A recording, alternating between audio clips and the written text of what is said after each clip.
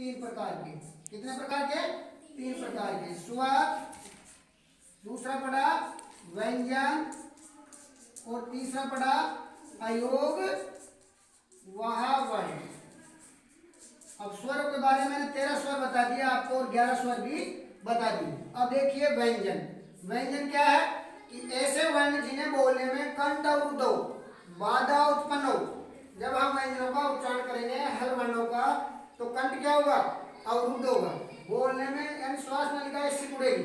तो ऐसे वर्ण जिन्हें बोलने में कंठ अवरुद्ध हो, श्वास अवरुद्ध हो, वो कहलाते हैं व्यंजन। अब व्यंजन देखिए कितने होते हैं। व्यंजनों को अपन बांटते हैं, तो देखिए क वर्ग। क वर्ग का मतलब होता है क, ख, ग, घ, ण। ऐसे देखिए च वर्ग, च वर्ग, च, छ, ज, ज और ये इनके लगाराव में हलन, क्योंकि इनमें स्वर नहीं मिला होता है। ट वर्ग ऐसे ट, ठ, ड, ढ, ण। ऐसे त वर्ग त, थ, ध और ध और न। ऐसे प वर्ग, प वर्ग, प, फ, भ, भ और म। यानी आपने देखा होगा कि संक्षिप्त में अपन वर्ग लगा रहे क, च, ट, त, प। ये 5 वर्ग होते हैं। कितने वर्ग? 5। इनको कहा जाता है स्पर्श वर्ण। क्या कहा जाता है? स्पर्श वर्ण।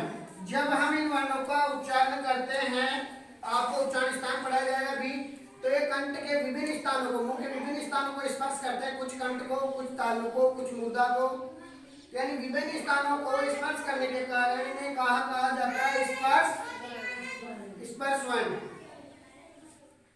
अब देखिए इसके अलावा अंतस्थ वर्ण य, र, ल, व, इनको भी देखा होगा आपने। ये तो पढ़े अपने स्पर्श वर्ण व्यंजन।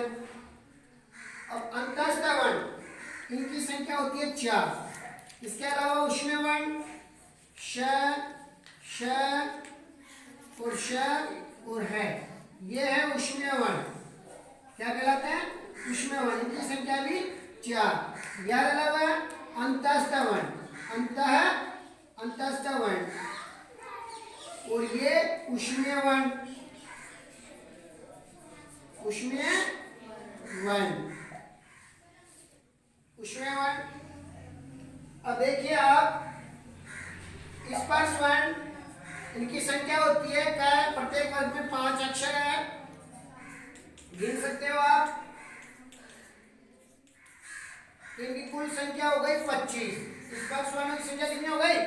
25। कैसे लेके मैं तक, कैसे लेके मैं तक के जो वर्ण हैं इनकी संख्या 25 हो गई। अगर स्पर्श वर्णों की संख्या पूछी जाए तो आप कितने बताओगे?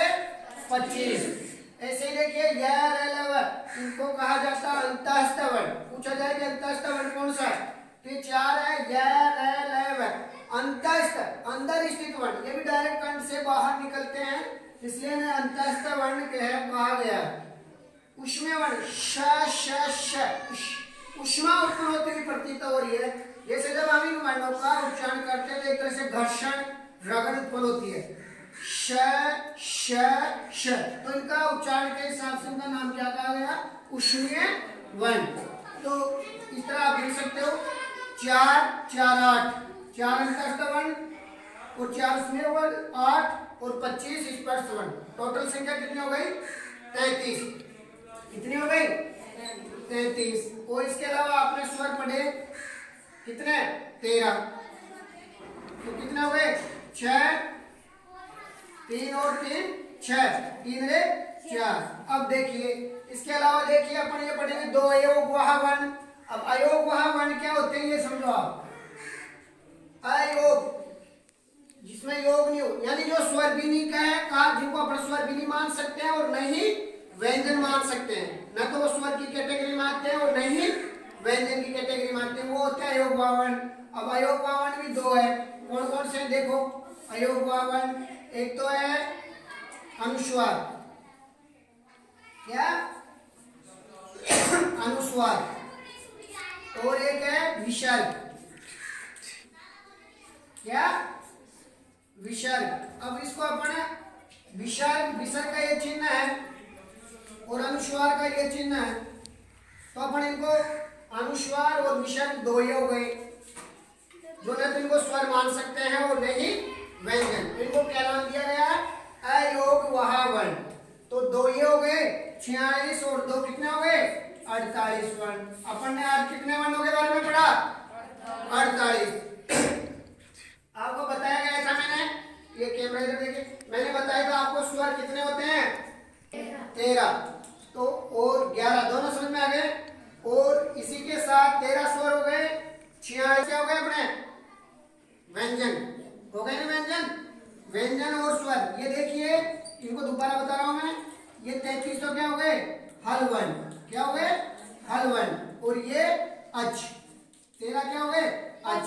और दो और बताए थे मैंने, दो क्या है? अयोगवाहवन। क्या? अयोगवाहवन। ये कितने हैं? दो। तो 33 13 प्लस 2 कितने हो गए? 46।